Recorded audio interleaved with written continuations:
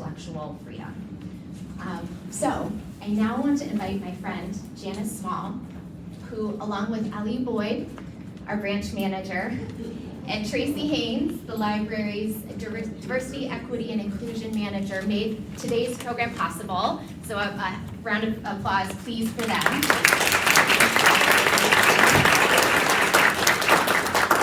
I'm going to turn it over to Janice, who's going to tell us a little bit about the Trailblazers, in whose honor we present today's program. And a little more. Thank you so much, Hallie. Thank you all for being here. If I get choked up, it's because of the Trailblazers, Malcolm and Ernestine, whose pictures I keep looking at up there. I knew they were coming, Rhonda, but yes. As I was putting my notes together for the program today, I thought, wait a minute, it sounds like this is all about me that I'm talking about. And it will sound like I'm talking all about me for a moment, but if you listen carefully, it really isn't. So, about 30 years ago, I, along with Barbara Bechtel, who should be here any moment, ran an arts organization called NOVA, an artist service organization. And I see several of our supporters, Charles in the front row there, and several others. Several of our supporters from back then. In the 90s, there was a lot of artist sponsorship, censorship beginning to crop up. As Hallie talked about with literary artists now, lots of censorship around visual artists. The big names, of course, were Andres Serrano, Robert Mapplethorpe, but there were many others. NOVA started to do some educational and advocacy programs addressing artists have stories to tell. The people in power, the people with the control, often didn't want those stories to be told. But how could we together deal with that? Then a person changed my life, David Buttram. When he said to me as an active NOVA member, this is all well and good what you're doing, but you have to remember something, that Black artists don't have to worry about being censored because we barely can get exhibits. And that changed my life, and that changed the course of my work. It changed the direction of the work of NOVA, but it changed the course of my life. That was when I met Malcolm and Ernestine, before we moved down the street from them, which we then did, my family and I, a bit later. But that was when I met Malcolm and Ernestine, and thanks to Malcolm and Ernestine, not only did I meet the art of, but I met the people. I met Elizabeth Catlin, and I met Jacob Lawrence, and I met Carolyn Maslumi, and Faith Ringgold, and on. They were bringing these artists to their amazing gallery in Shaker Heights, right near where Miss Duffy and Duffy Liturgical Dance was, where you knew I'd get to you there, Edna, because it was right along with it. And while the situation has changed for Black artists, artists of color, we still have a long, long way to go with artists of color getting their appropriate, fair, rightful share of visibility, of understanding, of collecting, of commissions, of opportunities. And when Hallie called me last year, I do a lot of work with the library, and Hallie and I have been friends for always, and I'm very fortunate that I get to do work with this library, and I spend most of my time leading nonprofit groups in different meeting rooms in these libraries.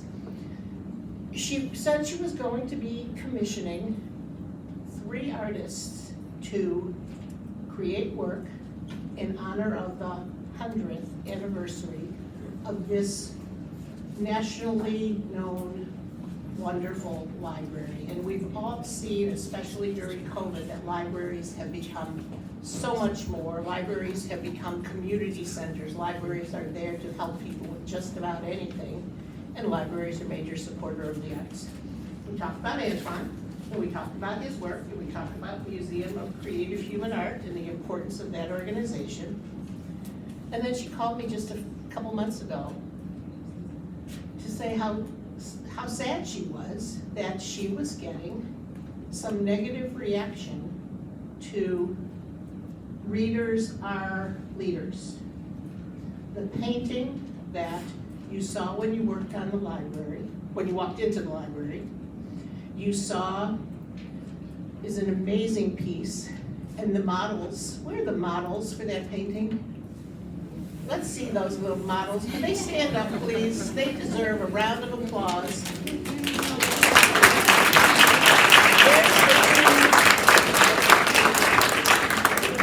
The people are even more extraordinary than the painting itself.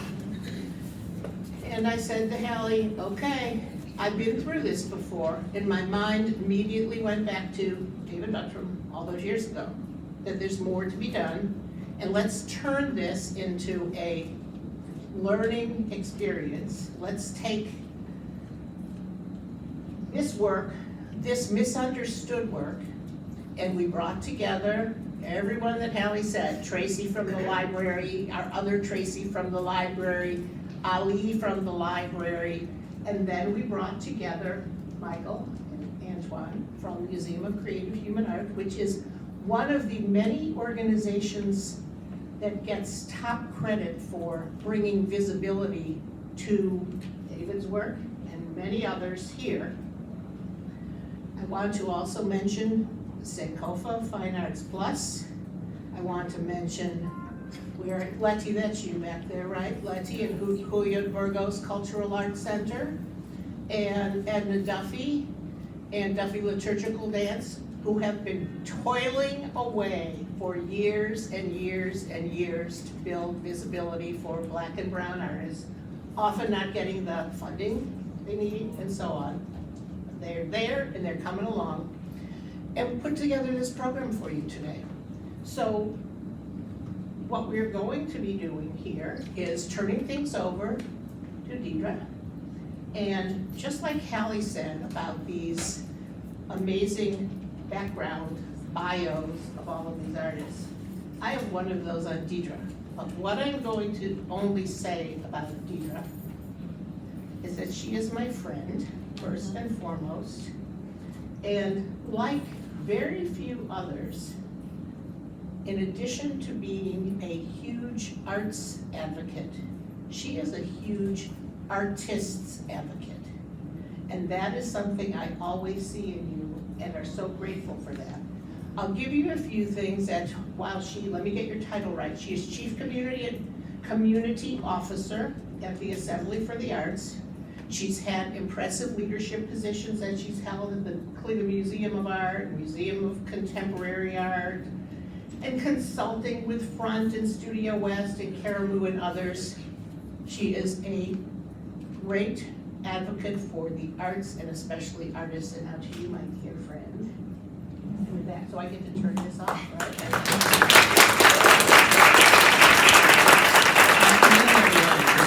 Is this on? Excellent. Well, welcome to today's panel discussion, everyone. Our discussion is called Let's Talk Art. And my name is Deidre McPherson, and it's an honor and a privilege to be here with you all today and to moderate this discussion on behalf of Assembly for the Arts, where our mission is to center Cleveland as a great city of the arts and as a great city of equity. Happy 100th anniversary to Cuyahoga County Library, among the nation's top-rated library systems, according to Library Journal. Also, thank you for your service, and thank you to library staff for creating space for art and creating space for us to talk about art right here in the library. Special thanks to library staff, Ali Boyd, Tracy Haynes, Hallie Rich, and a very, very special thank you to Janice Small, Pam Fine, and Lavinia Teague of Janice Small and Associates for helping to inspire today's event, which again is in honor of the memory of the beloved late arts leaders, Ernestine and Malcolm Brown. So our objective with our time today is to share some of the thinking about contemporary art by Black artists, considering the increased focus on issues of race and trends we've seen in the visual arts industry, both locally and nationally. It's important to create space to discuss these topics. So So within the next hour, we'll discuss the role of arts and culture in movement building and advancing racial equity in the arts. So let's meet our panelists. A native Clevelander, Rhonda Brown has a vibrant practice as an artist and art advisor in Chicago, Illinois, where she works in higher education and has raised her 2 children. Rhonda is the daughter of the late Ernestine and Malcolm Brown. Please welcome Rhonda Brown.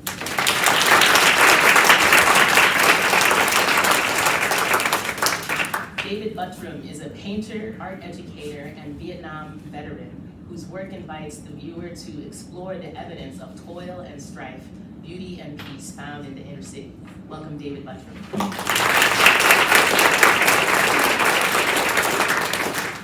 Conceptual artist, cultural strategist, and social justice advocate, Amanda King uses arts and culture to envision possibilities for transforming individuals, communities, and society. She is the founder of Shooting Without Bullets. Please welcome Amanda D. King.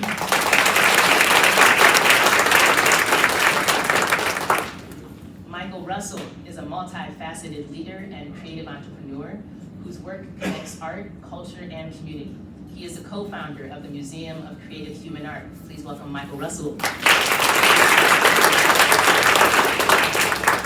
Next up, we have Antoine Washington, who carries forward the legacy of Harlem Renaissance artists like Elizabeth Catlett and Jacob Lawrence, telling the stories of the Black experience in America through his powerful work. Please welcome Antoine. Antoine is also an artist, curator, and co-founder, fellow co-founder of the Museum of Creative Human Art. So Janice kind of opened up our discussion talking a little bit about what inspired today's program, but Antoine, let's jump right into it. Your original painting, Readers Are Leaders, is what helped inspire today's discussion.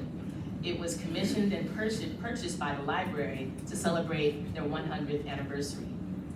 It was also made into a limited edition commemorative library card, which you can get on your way out if you haven't already. So Antoine, can you talk to us a little bit about your inspiration for the painting, the responses to it, and how today's discussion came to be? Yeah. So is my mic on? Can you guys hear me? Yes. Okay. That's a loaded question. No, it's not a loaded question. I'm just talking. But today, that day when I got the call from Hallie to actually do the commission, and we started to go over just conversating about how I wanted to, what she envisioned for the library, and we were sharing stories about just about the history of the library and the things that were important. I started to think about which way I wanted to go. Do I want the piece to be abstract? Do I want it to be figurative?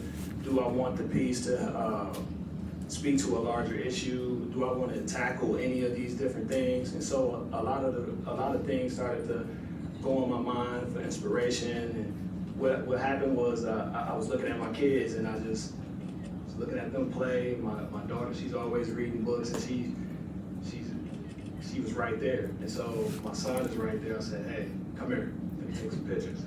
And so my kids were my inspiration. And then we do a lot of community work with young people. They were my inspiration. And so I'm always thinking about how can I incorporate the artists before me. So the Harlem Renaissance is always artists like you mentioned, Jacob Lawrence, Elizabeth Catlett, William H. Johnson, just a bunch of them that I just kind of look to for inspiration as well and guidance in what I'm creating. And so I'm always looking for a way to incorporate the ancestors into the work and being able to keep that stylistic choice, that style going. And so I said, I'm going to do something figurative, and I'm going to do something very literal. And something that I haven't seen done in a public space like the library is actually show a Black representation of Black people on a card. I have never seen it, and I thought in this time it was very fitting to be able to share those visual representations in that way. And so I chose to make the kids instead of lighter, because my kids are very fair skinned. I want them to be very heavily melanated, because I feel it's always a question of color, you know, in our community. And if I made them fair skinned, I'll probably get some people say, well, why they so light? So I chose to go a little darker. My daughter's hair is very curly, so I chose a very big afro.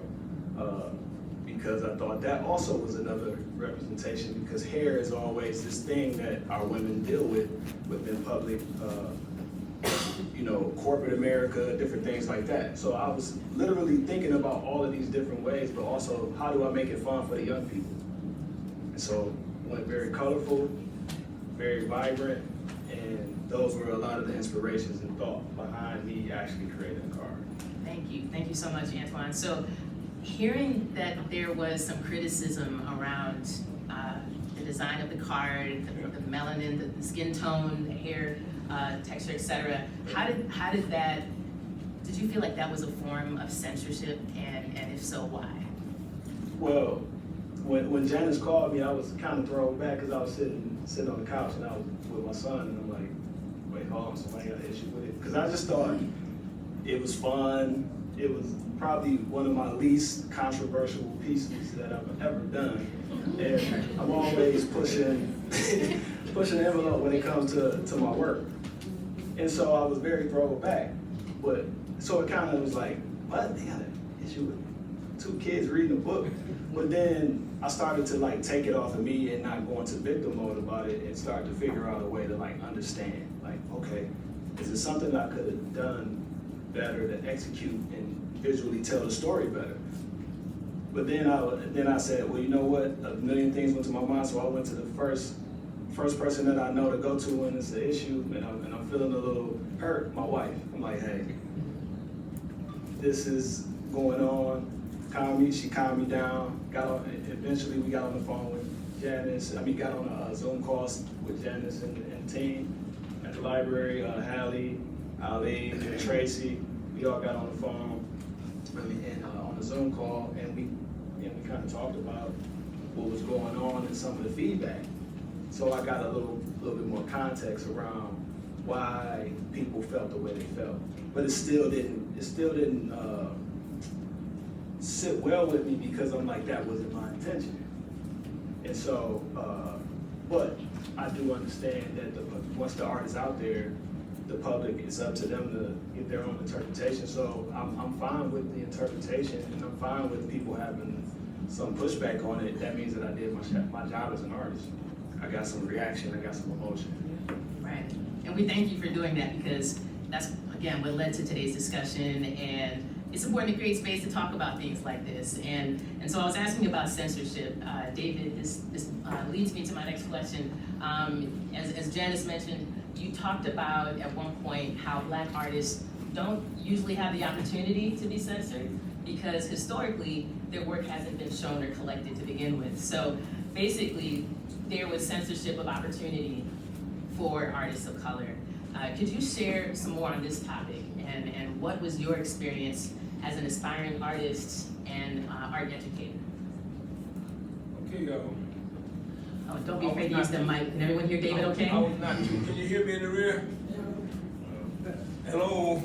Is it on? Yeah, you are. I was really not focused that much on censorship, because I was working full-time, and the only time I could paint or do art was midnight to 6 o'clock in the morning. So, but I was always painting, and I always had a passion to paint.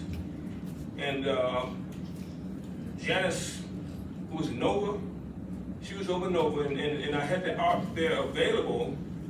So she just had the platform. I wish I could talk like you guys can, but the work was there, so I showed it, but I was not aware of all these other galleries or institutions that were censoring it. I just wanted to paint, and paint the history of, or the story of my life as coming up with projects. And I was a student of art, taking Institute of Art and Cooper School of Art, so I just wanted to learn about the principles and the elements of art. And then I was asked, well, what do I paint? And I was told, well, just paint your life story. So that's what I've been doing. But as far as censorship, Can I touch on Yes, when please. as far as censorship, I was not aware of it, but do we have any other art teachers in the house?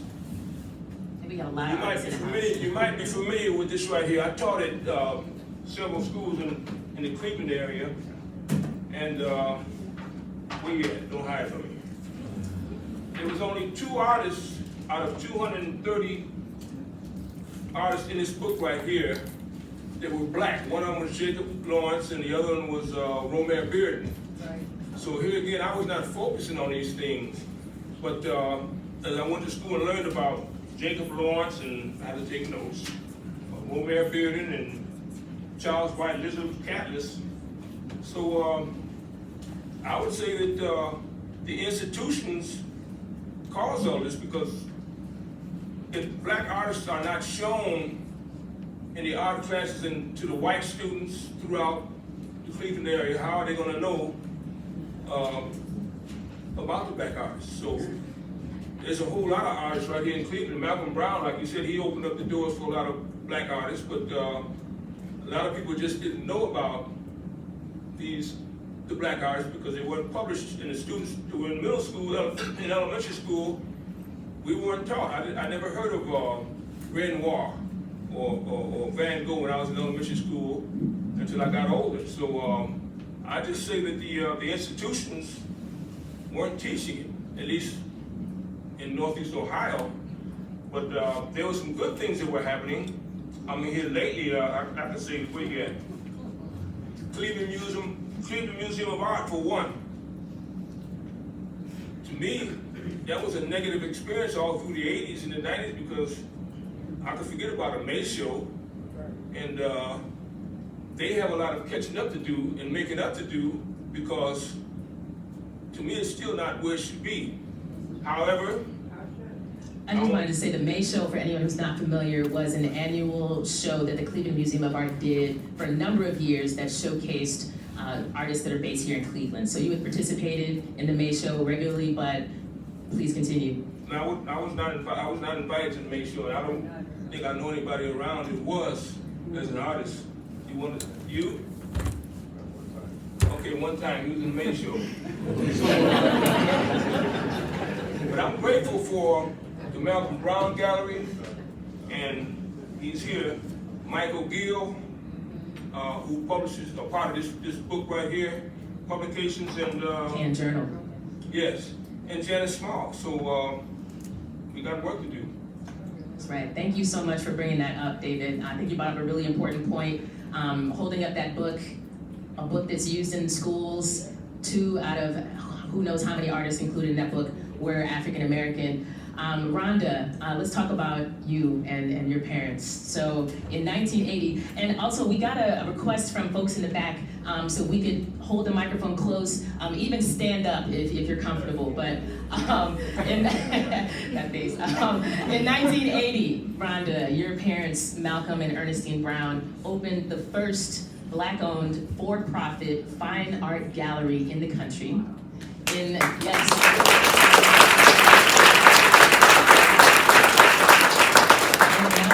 Gallery was in a Cleveland suburb of Shaker Heights. So that gallery operated until 2011. Can you talk to us about how your parents' gallery came to be?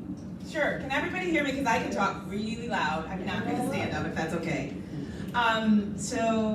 First of all, I'm just so grateful to be here and to have the opportunity to be in my beautiful home city of Cleveland, Ohio, the most beautiful place in the country, to celebrate and talk about my parents along with my friends here on the panel. And thank you, Janice Small, for your very fond words about my mom and dad. My mom and dad started traveling the country in the late 60s, early 70s with all of us in tow because, like David was saying, and like many of us have addressed or talked about on this panel, there were not opportunities for my dad to have his work exhibited. So we went to Virginia Beach every summer. You know, my dad was a teacher, so he was able to have his summers off, and so they spent significant time looking for opportunities to show his work across the country.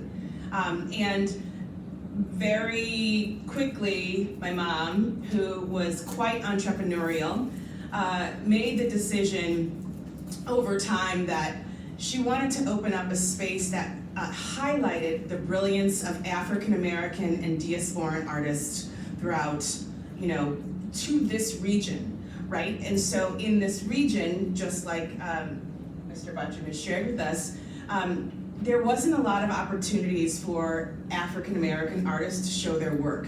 And actually, my father was in the May Show, and from one of the exhibitions at the May Show that he was in, the Cleveland Museum of Art did acquire one of his paintings, which is really fabulous.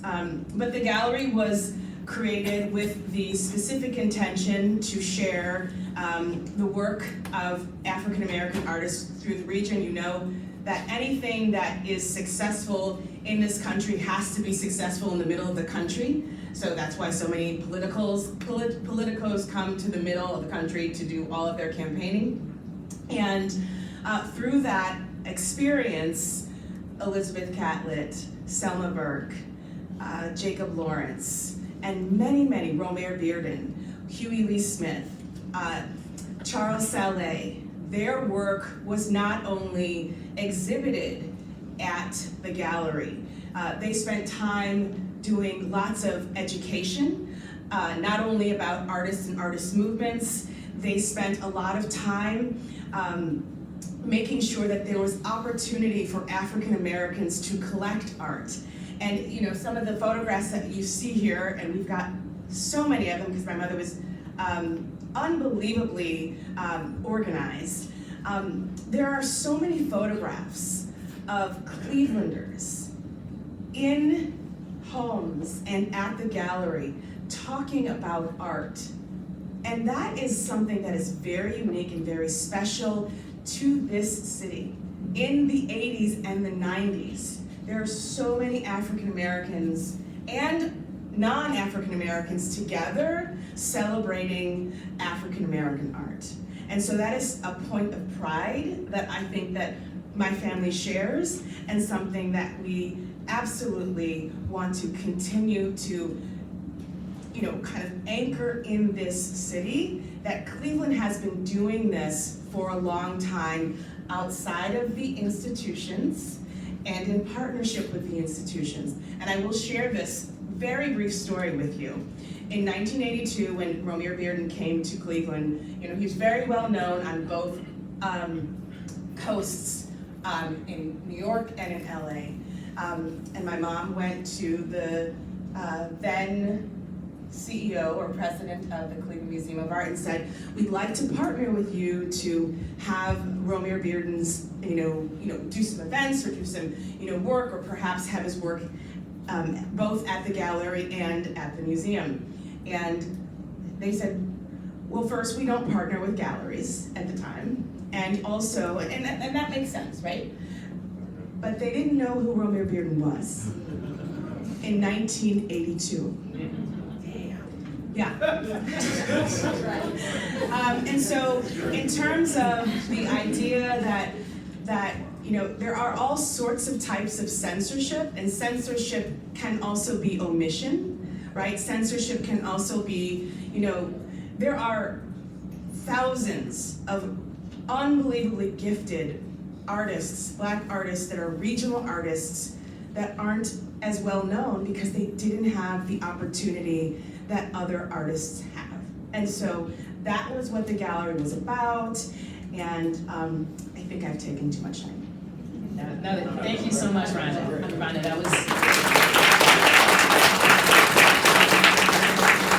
Thank you so much for summarizing all that for us, because the points that you raised are incredibly important, that your parents were instrumental in creating a space for Black artists to be appreciated. There was a sense of education there around collecting, around ownership, around all of these things. So thank you so much to your parents. Some of the artists that are Black artists that are in the CMA's Cleveland Museum of Art's collection may not have been there at the time had it not been for the space that your parents created. So we thank you for that. And Romari Bearden is one of the artists who is in the slides featured above as well. So now a question to the group. When we look at the sustainability of Black artists, how have each of you created opportunities when there weren't any available to Black artists? Now I'm gonna ask perhaps Michael and Antoine and Amanda to chime in because we haven't heard from them yet. You can restate that? Yes. So when we look at the sustainability of Black artists, how have each of you created opportunities when there weren't any available for Black artists to shine and showcase their work? How have you contributed to helping to change that landscape?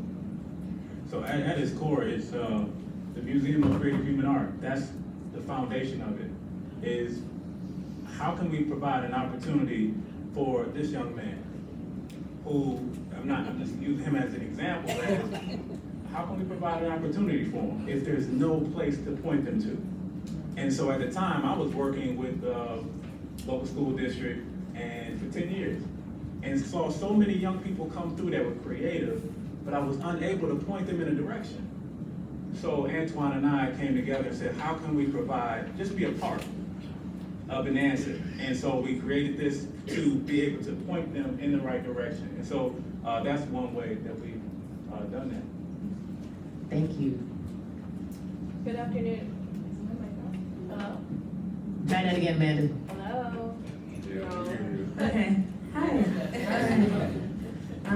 So good afternoon, everyone. Thank you so much for coming. I would answer that question by saying that daily, since 2016, I have done the work. I have done the work to transform Cleveland's arts ecosystem to be a place where Black and brown artists could thrive. And I stand by that, and I stand on that. The unique role that my organization, Shooting Without Bullets, has played in that journey has been elevating the most aggrieved in our city, which is Black and brown youth. So we have, for 7 years, focused on mobility for Black and brown youth in their role as artists, but also connecting that to larger social movements in the city related to social justice, racial justice, racial equity, eliminating institutional racism, on and on and on. We also provide education that is high quality, that is culturally relevant, that is multidisciplinary, so that they can decide whether they want to pursue a formal arts education, like going to Case Western or the Cleveland Institute of Art or Tri-C, or going the entrepreneurial route and immediately entering the creative economy when they're ready. And so what we do is we provide experiential learning, working with cultural institutions, brands, artists, and organizations to create projects, exhibitions, artworks, apparel collections, music videos, you name it, where we're constantly pushing their creative boundaries so that when they are on their own, they have a multitude of tools and talents to pull from to sustain their own survival and existence in a very hostile creative community for them. We advocate on the front end, so artists working with institutionals directly is really hard. And a lot of institutions know that artists really just want the opportunities and are not comfortable negotiating for themselves. Maybe can't even really read contracts. And so what Shooting Without Bullets as an institution or an alternative institution does is we do all that for them. We sign the contracts, we negotiate. We say, hey, the way that you've hung that artwork is unacceptable. And the list goes on and on and on so that those young people can truly just come up, show up, and do the work. I would also say how I've done that is by sometimes unsanctioned, sometimes unintentional, just speaking the truth. And there's so many times when I thought speaking the truth would really get me in trouble, and it has. And it's been scary, and it's been isolating, and it's been chilling, but it's created so many opportunities for other people that if I did not speak up, if I did not be brave in some of these moments, some of the opportunities for Black and brown artists in this community in the contemporary lens would not exist. And so that's been hard, but I'm really grateful for the people that have supported me in making those tough decisions and doing the work. And I'm grateful for like the community here, because when I stand up and Antoine and Michael stand up and Deidre stands up, we transform this city, we transform the arts, and we really put pressure on people to be accountable for the wrongs that they've done to Black artists, and we amplify and build up platforms for young Black creatives.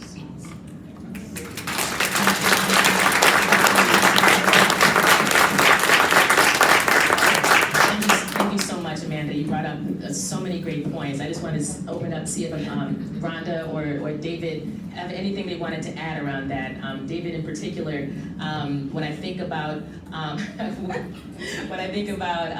your work as a teacher, I was curious if you could talk to us a bit about the ways that arts education helped you to mobilize our community.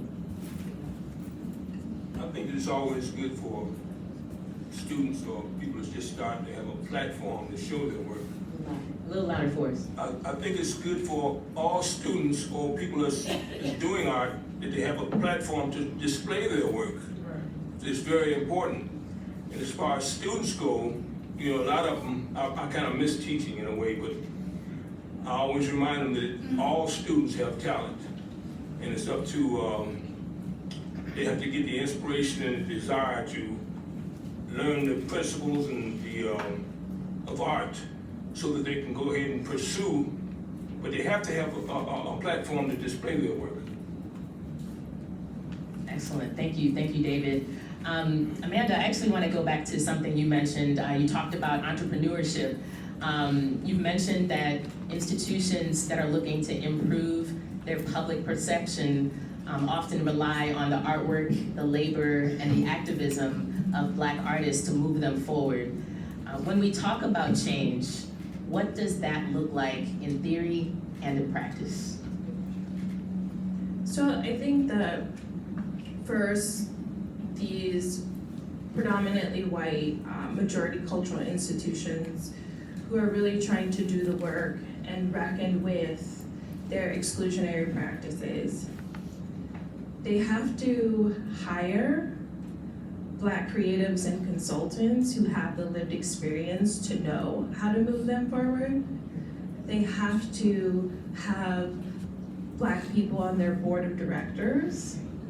They have to have Black representation at the executive level, at the administrative level, at every level their organization has. It's very important that we are represented because we know how to move things forward. We have historically done the work, and just by the nature of who we are and our culture, we have a multitude of strategies that we're always employing in our daily lives that can very easily translate to the work of the institution. And so I'm moving with trepidation to exactly outline what they can do, but I also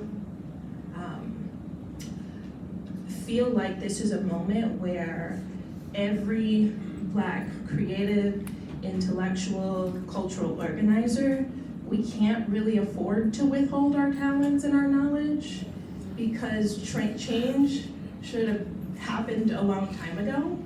And so I would say there's really 4 things that I look at, which is accountability, which is like acknowledging your harms, acknowledging your institutional racism, acknowledging your misaligned values, acknowledging how you have overlooked Black talent in your past. If you cannot be accountable, then you are not ready for reckoning. And I started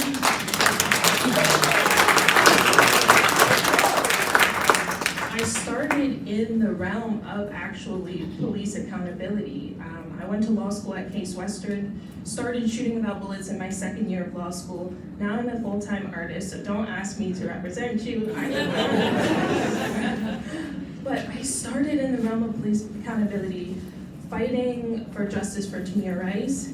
And I would say some of the hostility that I faced from police officers is the same hostility I faced from executive directors of cultural institutions. Sincerity, sincerity is a big one. Do you hold a sincere belief that Black artists are talented, that Black work deserves visibility and representation, that Black audiences are your audiences? Do you sincerely believe that? If not, you are not ready for reckoning. Resources, are you ready to provide reparational resources, right? Not just for right now, but for your past grievances. Like, are you ready to dish out the money for that? Are you ready to pay the artists what they're worth when they're at the negotiating table and say, hey, for me to execute, it's gonna cost this much money, instead of reducing and nickeling and diming everything that they ask for? Do you have the resources to support the movement you want? And then, like I said, representation. Representation at all levels of your organization. If you are not ready for that, like if you are not ready to have the representation in your dining halls and food services and gift shop look like your C-suite and administration, you are not ready for reckoning.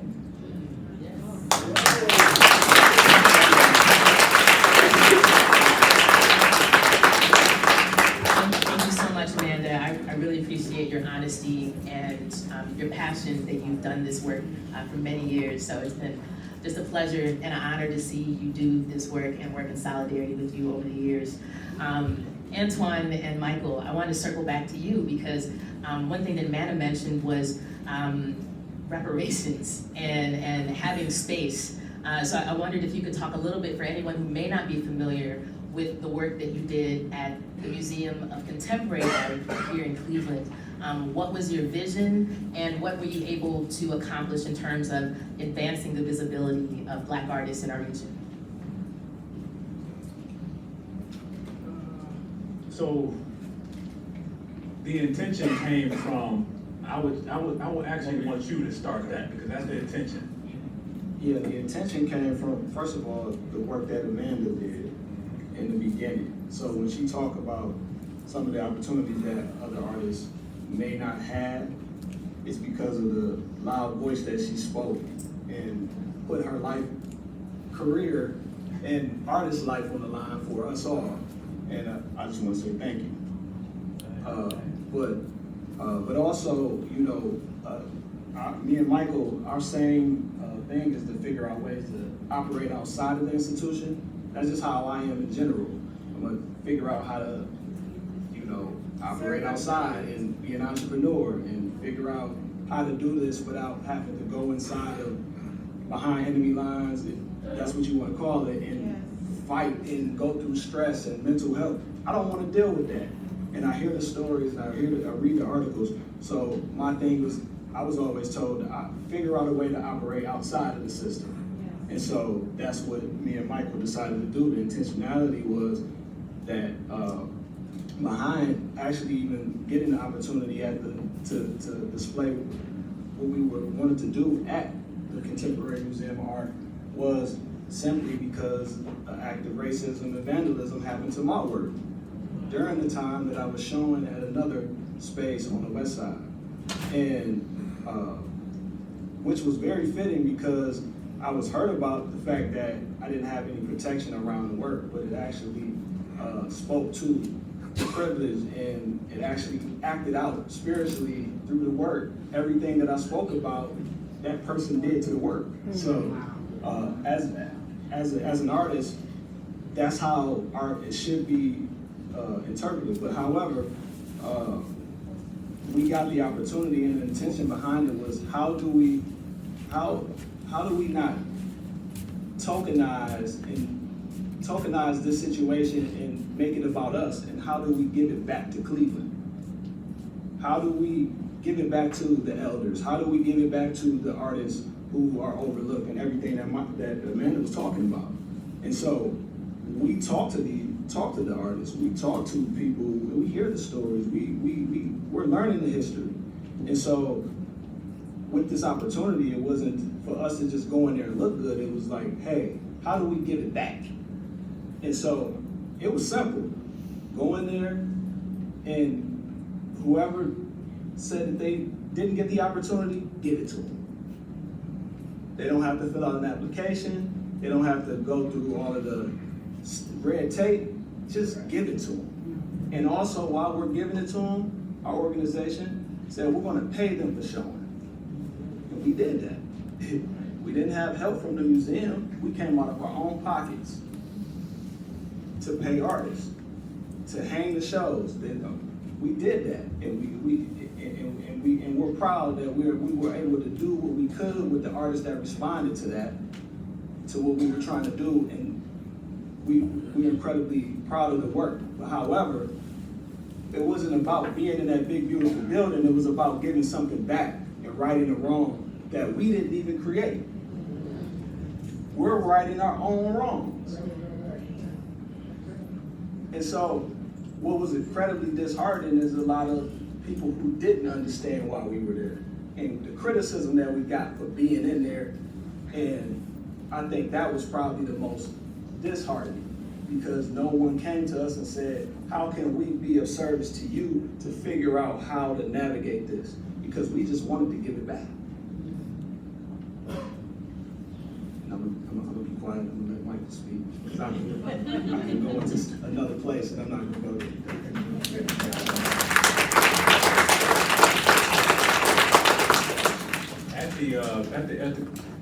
To go along with what Antoine was just talking about, it's providing them an opportunity, a platform, and then also saying, thank you for doing this. But then there's also this in between where there's this lack of education, even on the artist side, where now you're saying, okay, have you thought about what happens after this?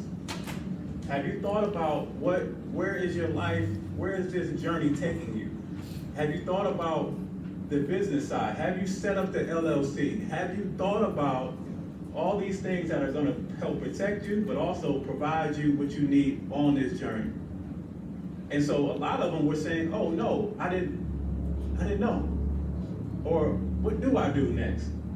And so now it's this preparation, it's this education that's needed. And so we were thankful to be able to be in a position to have those conversations, although there's so many more conversations to have, but just providing them the opportunity that was needed, when you talk about David Buttram, when you talk about the Lawrence Baker, and it's disheartening to know that they didn't have the opportunity, but shown all across the nation. But here in their city, to not be acknowledged, I can only imagine getting to be 70 or 80 years old and say, my own city? This is where I came from. And so we just want to make sure that we're giving the next generation who are coming behind us, that they don't have that same disheartening feeling.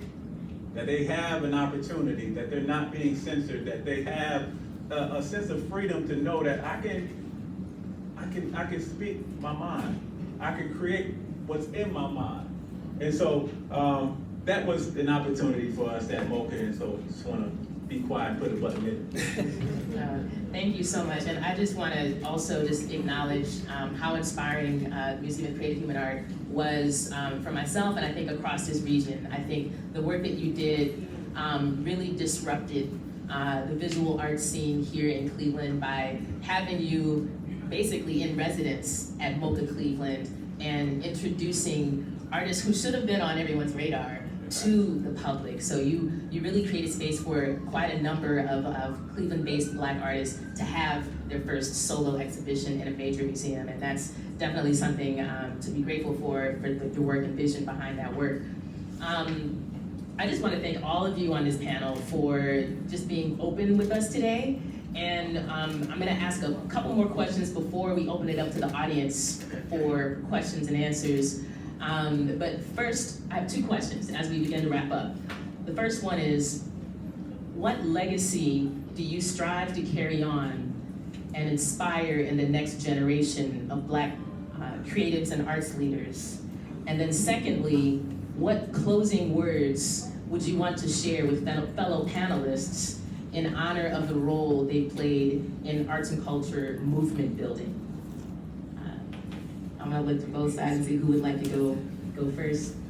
David, Give it a try. I'll just say, go ahead and hold that mic so we can hear all the great things you have to say. just follow your instincts and your heart, and don't let anyone say you can't go left or right. And learn the arts, learn how to do what you have to do, but don't be discouraged by people on the side who say you can't. Your work ain't ready. So just keep pushing forward. That's what I've been doing for all my life.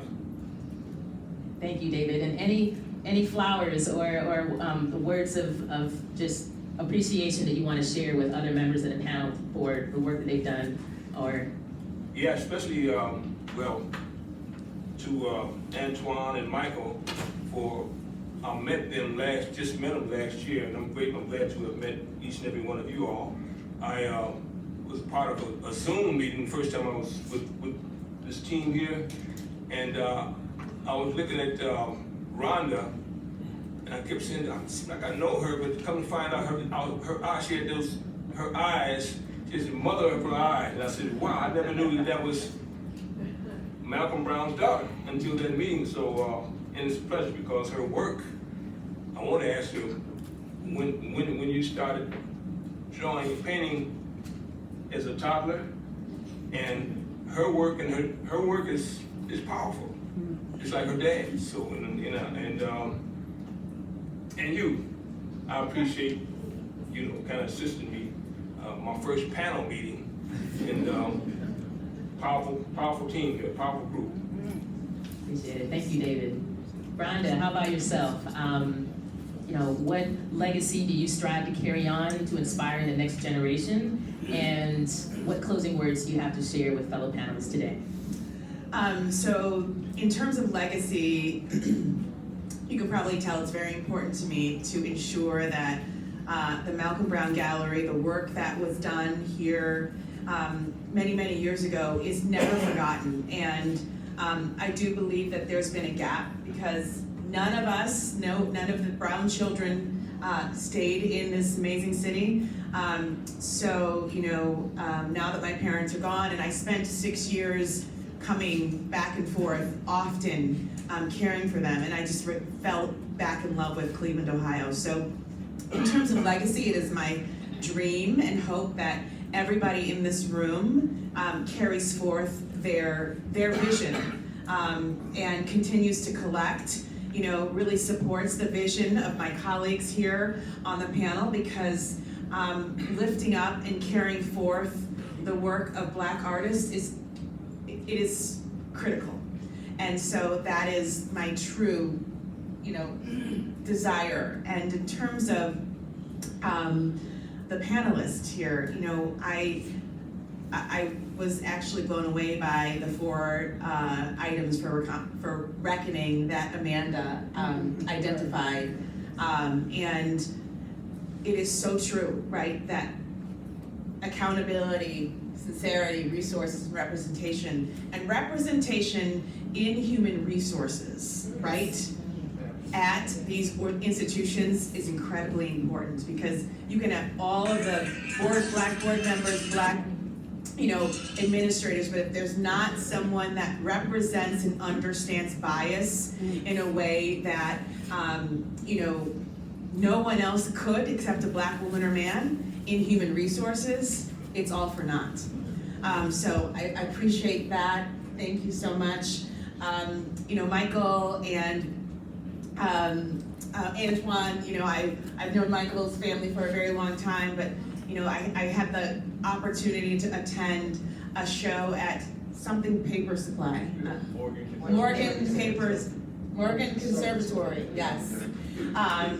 2 years ago, and that trip to Cleveland was kind of transformational for me because it was an opportunity. I met Amanda there. I saw all of these amazing works of art in this very cool space, you know, kind of off Carnegie Chester area. And, you know, that was just a moment for me to just, you know, really, you know, just, again, just recommit myself to this city, right? And what's happening here, because Cleveland is, I mean, there's so much opportunity and there's so many good things coming out of the city. And so we just need to kind of own that space and kind of dig into that. And, you know, some of the photographs that you saw here, you know, those were photographs, again, from the 80s, where the Pinckneys and the Perrys and the Mosses and those families were hosting artists in their homes. And I would encourage that kind of, you know, continued salons where artists, living artists, are able to come to your home and have conversations just like this about their work. And then David, I'm just so happy to meet you, so thank you so much, thank you. Thank you, Rhonda. Okay, Antoine, what legacy do you strive to carry on, and what words of closing do you have to share with your fellow panelists? I would say it has to be what Malcolm Brown, what Ernestine and Malcolm Brown did, is to continue that legacy. I think that's kind of like the root work that me and him always talked about, is like, not what would Jesus do, but what would they do? Like in this situation, like they brought forth what the spirit of the Harlem Renaissance here in Cleveland. I mean, you had that history. You had that history of the Harlem Renaissance right here in Cleveland, and I think you mentioned like that wasn't even being done in New York or LA at the time. So that means that Cleveland was a hub for Black art and culture in a way that we haven't seen it since then. And I think, you know, doing the research on the history of the Harlem Renaissance, I mean, it's incredibly disheartening to know that we're still going through the exact same things in today. Like, you had a bunch of Black talented people moving from the South to the North to find opportunities to empower themselves through creativity. And we're doing the exact same thing now, and that was in the 1920s. Great migration, yes. Yeah, and so, has anything changed? I don't know. I think we're looking towards change, but I think my inspiration will stand on the shoulders of those giants. All of those people like the Sankofa Plus and all of the other great Black organizations, the dance studio, everyone who was here before us, we stand on those shoulders.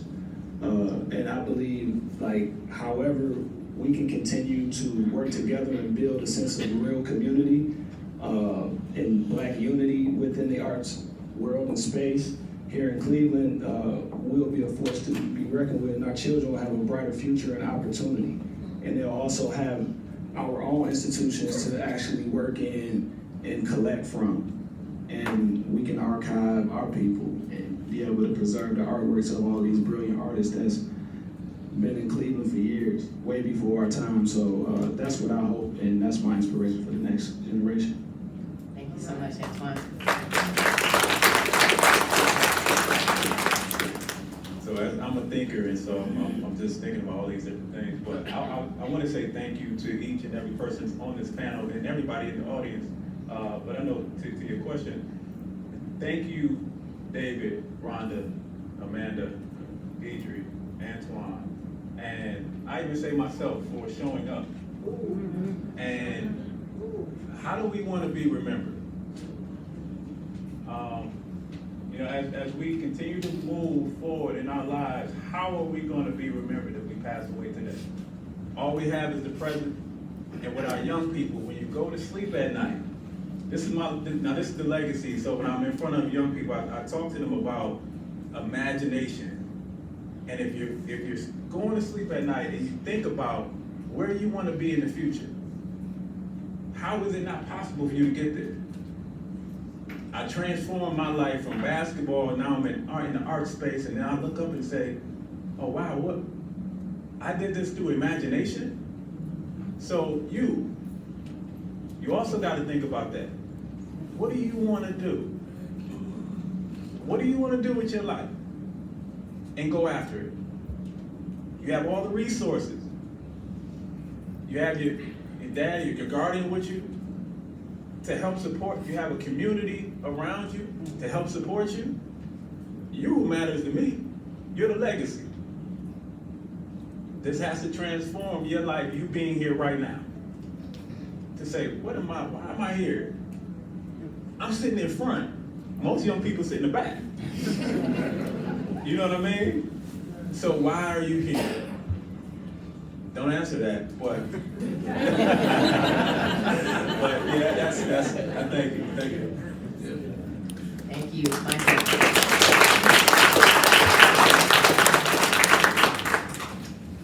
I think I want my legacy to be the scene and or what's seen, what people know, what people recognize.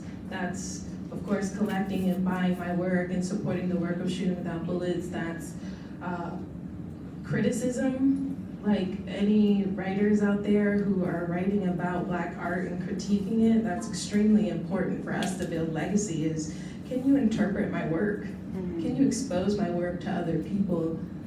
That's the scene. The awards, the recognitions, the fellowships, that's the scene. Media coverage.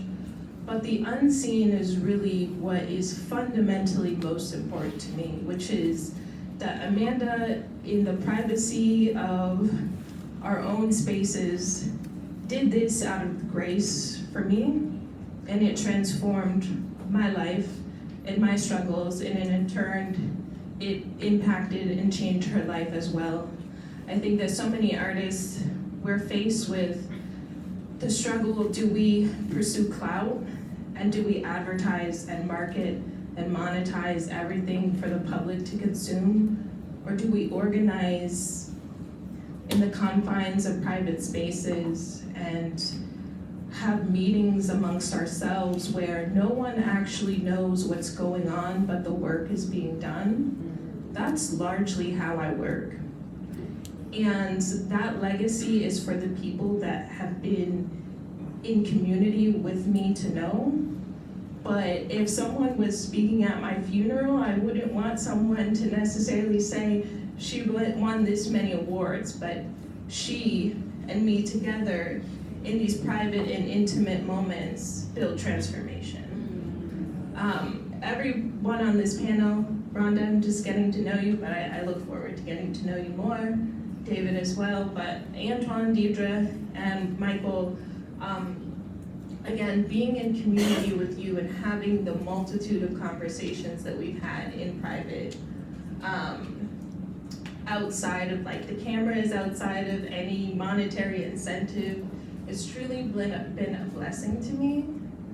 And I think that the work that we are doing is transformative and is setting a tone for future work, be it amongst Black artists and creatives, but also in the larger arts ecosystem. I do think we're making an impact, and that the value of that unseen is so important, and it's so necessary strategically to get our work done.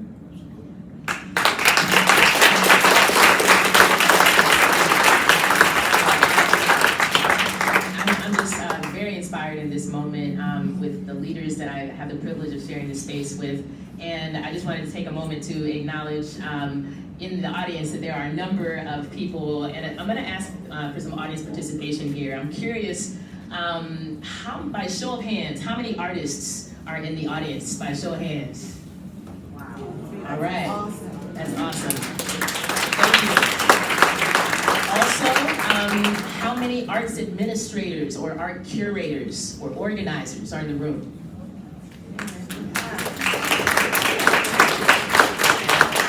And how many art collectors are in the room?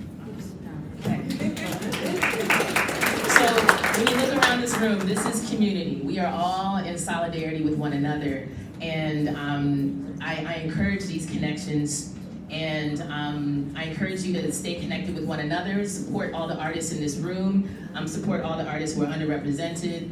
I encourage you to support Assembly for the Arts, where I'm gonna do a shameless plug for Assembly, because we are our region's arts council, and we are working very hard and can't do it without all of you to advance equity in the arts. So I invite you to all become a member of Assembly for the Arts. Our website is assemblycle.org. And I just thank you all for coming so very much. This will not be the last conversation that we have around topics like this.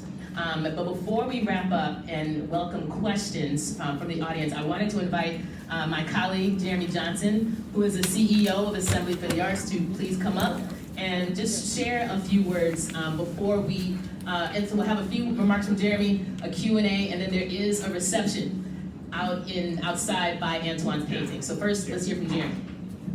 Thank you. Reception. I am so honored just to stand here, and we are honored to be partners with the Cuyahoga County Public Library for today's event. You already heard from Deirdre. Please become a member of Assembly for the Arts. We are your arts council. 2 big mission points: expand the pie and increase the equity in this great region we call Cleveland. I just want to thank you all for being here. Please take our survey, Arts and Economic Prosperity 6. V. Thornton is there. Take the survey and you'll become a member automatically. Also, we do stand on some great shoulders. I see your Gwen Garth, one of our elders that we stand on. She's holding up a book, I think it's called Black Local Artists of Cleveland, Toowoomba. You've got to check that out. Talk about legacies that we need to really highlight. I'm going to turn the mic back over to you all. Thank you for coming. Thank you for being out here, being supporters, art collectors, arts administrators, and especially artists. Thank you all.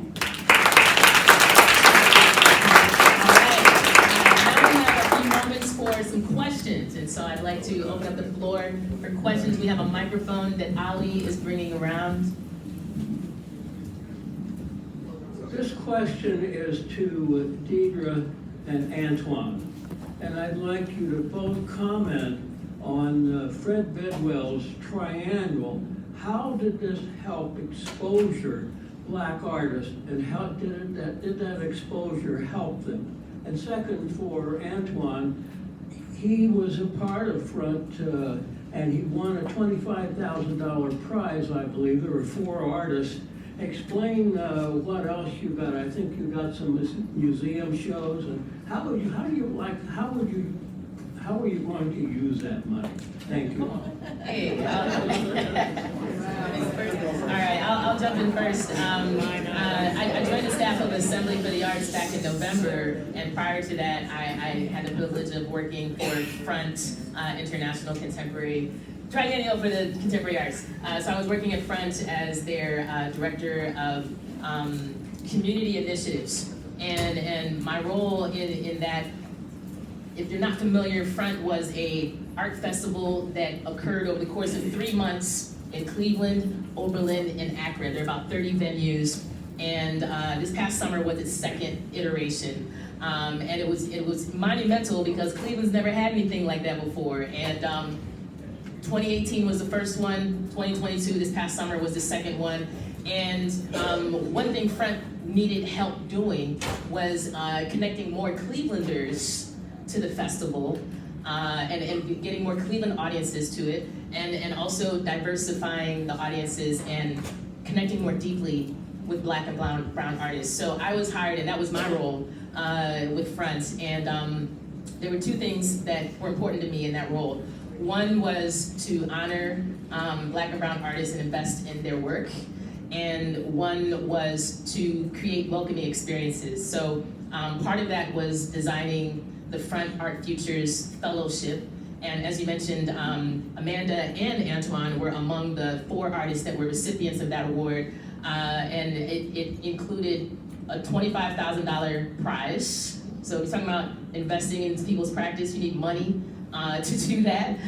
So $25,000. It also includes travel, domestic travel, and international research trip, and other things that Fred and others who are really philanthropists should do to invest in the future of Black and brown artists. So that was important, and then creating experiences and events around that were introducing this art festival to more audiences. And so, Antoine, I'll pass it back over to you to speak more, and Amanda as well, if you want to chime in. Yeah, I'm also let Amanda chime in on that 25, because she could probably speak a little to that too as well. And I believe also Deidre kind of explained a little bit about how that 25,000 works. We didn't get 25,000 right off the bat, so don't hit me over the head or anything like that when I walk out of here. But Hit the lottery, but I didn't hit the lottery. But what I plan to do with it is I plan to buy a lot of art supplies, do a lot of research, hopefully travel out of the country to get more perspective on my practice, but also continue to help the community, continue to get in front of young people, and actually take a vacation at some point. I think I need that. And outside of that, as far as like with the museum shows, I just want to say thank you, and Charles, thank you, and Fran for actually being the first to collect my work at my first museum show. So I just want to say thank you for being supportive.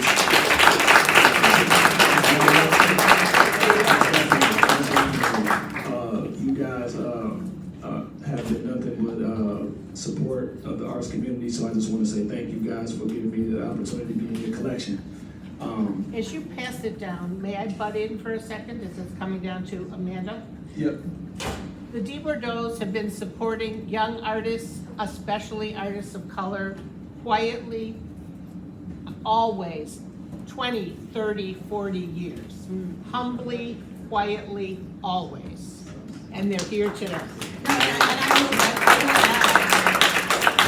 I will add that, you know, as I sat down here and then I looked over and I was like, oh my gosh, because I've known Mr. DeBordeaux since I was a little girl. Yeah. So we thank you for that. So thank you. Yeah, and I'll let Amanda talk a little bit more, but yeah. Did I answer the question? Okay. So with the resources provided by the Front Art Futures Fellowship, I'm using that strategically to scale up my business practice in ways that allow the cultural production that I produce and show in institutions and galleries. Some of the shows that I do are invitations by institutions to show. Other shows I've been blessed to have Black patrons who literally have paid and rented out space and paid art handlers to come and put my work up. And that's actually the type of person that I'd like to work with most over any cultural institution. I'd always like to work with individuals and my people more. But the idea is that the work that I present and show there, it's really, I work on kind of a small scale outside of public art. I'm a photographer and a printmaker, and so they're not huge. They're not huge works. They're actually meant to be hung in people's homes. And so they're not cheap at all, but the idea is that people would know and learn about my practice and my work a little bit more so that they can better be able to collect and more easily buy my work. So I'm scaling my practice to move from institution into interiors like homes. Okay, another question. I know we have quite a few. I got you right here. So this is not a question, this is just giving flowers. I just wanna let everyone know that Antoine and Michael, Amanda, Rhonda, David, thank you. They all have contributed to something greater than I feel like what they've talked about, okay? Because they've done the work, so much so that Antoine and Michael gave me my first opportunity in the arts. I worked with Deirdre. She also had given you your flowers. You have done amazing work. You guys are the reason why I am here. Amanda as well. Amanda and I, we went through a library through her art. And this is a Black library work that, which is also like looking at Antoine's work, how that connects to us and also connects to a wider range. So I just want to just say thank you to all of you. And like Rhonda came to the show at the Morgan that like, I assisted on. Like, are you kidding me? Like, everyone up here is major with a capital R. So yeah, like, giving shout outs to all of them. So thank you again.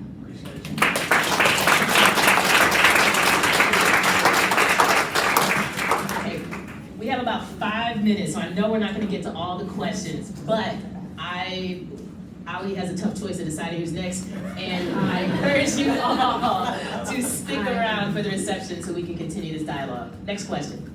Yes, this is really informational. How do we get information to new artists coming out of college or in high school that and how they can get their work recognized or get some type of exposure? What type of platform can we direct them to, or is there one? Does anyone want to comment on that, or I? So that's what we are here for those folks that you're talking about now. So if they can actually go to our website, which is Creative Human Art, creativehumanart.com, or you can follow us on social media, which is Museum of Creative Human Art, or at Museum of Creative Human Art, and just stay up to date, because we have some workshops coming up next fall. Okay. We're working on that now, and so really they can always contact us. We have we're working on a newsletter. However, they can always reach out, and we'll be able to assist them. All right. Next question.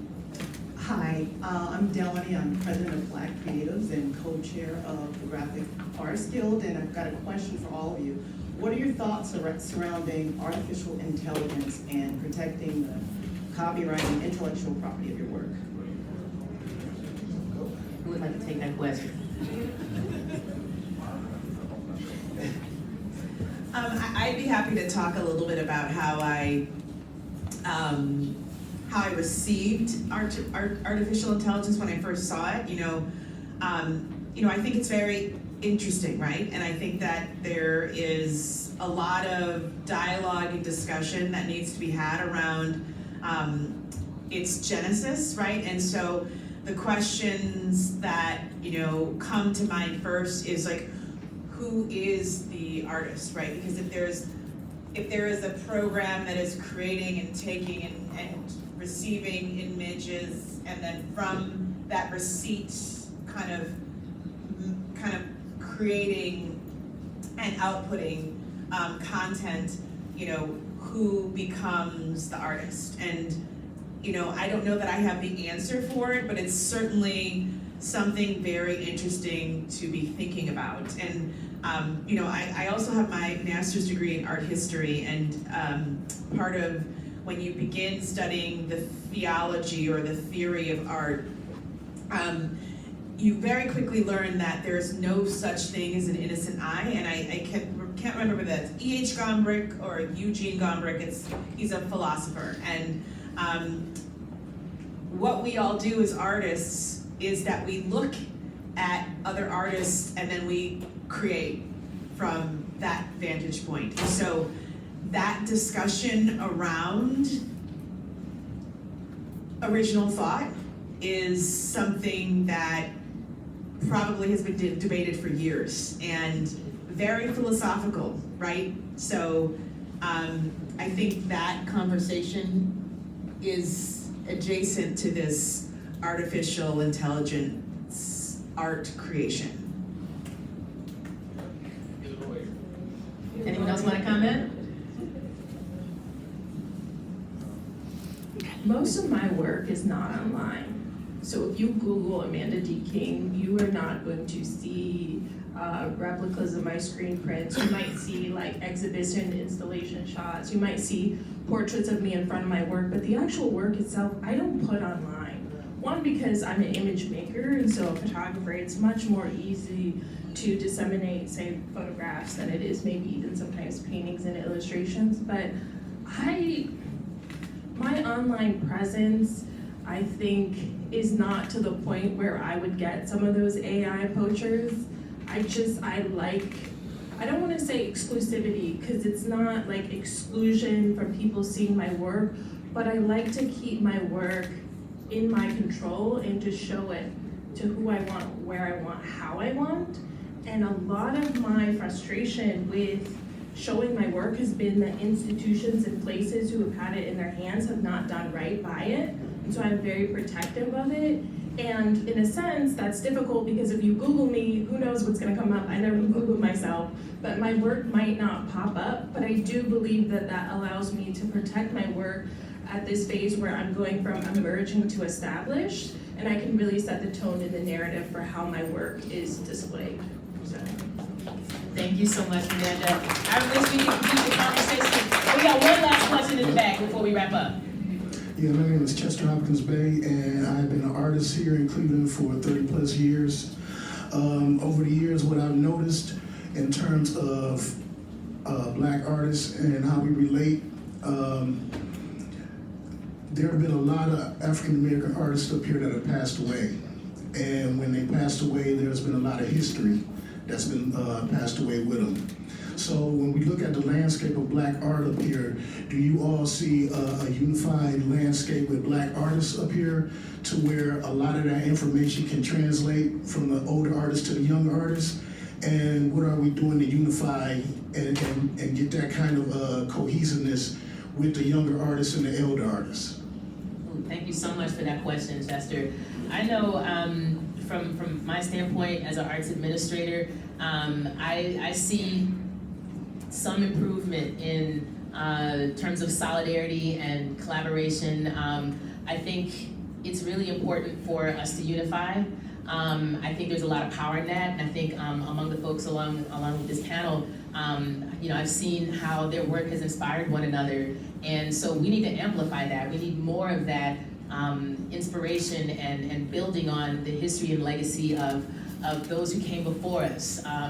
Building on the legacy of the Malcolm Browns and the David Buttrams and the Sankofa Fine Art Plus and the Black local artists of Cleveland Kuumba. There's so many, and I know you're part of a collective as well, so that collective strength that comes from sharing our history, our experiences, our knowledge, our ideas, our dreams, it's so important.